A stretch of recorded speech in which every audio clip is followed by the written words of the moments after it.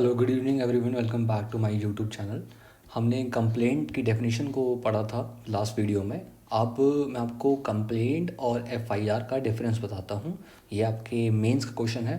4 marks, 3 marks और क्या कहते हैं 6 मार्क्स का भी आ सकता है शायद, डिपेंड करता है कौन सी स्टेट के लिए आप तैयारी कर रहे हो। तो शुरू करते हैं। देखो, कंप्लेंट में सबसे पहला आता है कि ये मैजिस्ट्रेट को दी जाती है। It is made before a magistrate having power to take cognizance of the matter. ठीक है। एफआईआर जो होती है वो officer in charge of the police station को दी जाती है। एफआईआर किसको दी जाती है? Officer in charge of the police station को। कंप्लेंट किसको दी जाती है? मैजिस्ट्रेट को। ओके। कंप्लेंट जो है oral as well as writing में दे सकते हो। आपको इसको लिखने की ज़रूरत नहीं है। अगर आप ओरल देते हो तो आपको लिखने की नीड नहीं है। There is no need to reduce it into writing.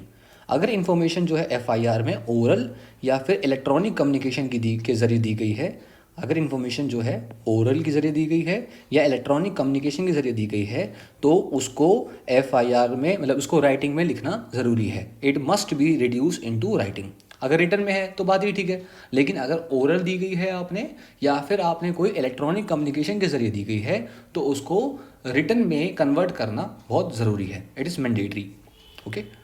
जो कंप्लेंट की कॉपी होती है, जब हम जो मैजिस्ट्रेट जो है कॉग्निजेंस लेने के बाद सम्मन सेंड करते हैं एक्यूज को या वारंट सेंड करते हैं एक्यूज को, तो सम्मन के साथ वारंट के साथ कंप्लेंट की कॉपी अटैच करके एक्यूज को दी जाती है। ठीक है। A copy of complaint is attach with a summon और a warrant and is given to the accuse. और ये 204 सीआरपीसी के अंदर लिखा हुआ है। ठीक है। अब एफआईआर में तो यहाँ पर हमारी एक कॉपी बनती है जो कि एक्यूज को दी जाती है। एफआईआर की 5 कॉपीज बनती है। एक पुलिस ऑफिसर के पास, दूसरी मैजिस्ट्रेट के पास जिसे हम अकरेंस रिपोर्ट कहते हैं, तीसरी विक्टिम के पास, चौथी डिस्ट्रिक्ट कंट्रोल रूम, पांचवी स्टेट कंट्रोल रूम। ठीक है। उसके बाद कंप्लेंट जो है कॉग्निजेबल और नॉन कॉग्निजेबल ऑफेंस किसी की भी दे सकते हो आप। एफआईआर में एक एक तो कॉग्निजेबल ऑफेंस होना ही चाहिए। मतलब अगर सारे नॉन कॉग्निजेबल ऑफेंसेस हैं और कोई भी कॉग्निजेबल ऑफेंस उसमें नहीं है तो एफआईआर नहीं हो सकती है। अगर एक कॉग्निजेबल ऑफेंस है, बाकी सारे जितने मर्जी नॉन कॉग्निजेबल ऑफेंस डाल दो, उसकी एफआईआर आप कर सकते हो। तो एटलीस्ट एक तो कॉग्निजेबल ऑफेंस उसमें इंक्लूड होना चाहिए। जो पर्सन कंप्लेंट देता है उसे कंप्लेनेंट कहते हैं। जो पर्सन इंफॉर्मेशन लाता है एफआईआर प्रिपेयर करने के लिए उसे इन्फॉर्मेंट कहते हैं। तो आप राइटिंग का ध्यान रखना, सेंटेंस फॉर्मेशन इसमें ध्यान रखना। ठीक है। मैजिस्ट्रेट की डिस्क्रिशन है कि कंप्लेंट पे कॉग्निजेंस ले या ना ले।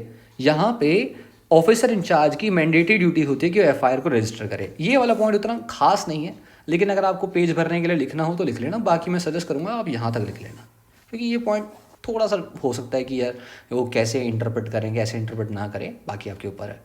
तो that was all the topic of complaint and FIR. इसके बाद हम आगे के जो डेफिनेशंस हमारी जो रह गई हैं उसको हम कंटिन्यू करेंगे। इन केस आपको कोई भी डाउट आता है और आपको इसकी पीडीएफ चाहिए तो आप हमारा टेलीग्राम जो ग्रुप है उसको ज्वाइन कर सकते हैं। स्टडी विद अस के नाम से है वो, स्टडी में डबल डी आएगा यहाँ पे। स्टडी विद अस आप सर्च करोगे तो आपको मिल जाएगा। मैं आपको चैट में जो है इसका लिंक शेयर कर दूंगा। Thank you, have a nice day.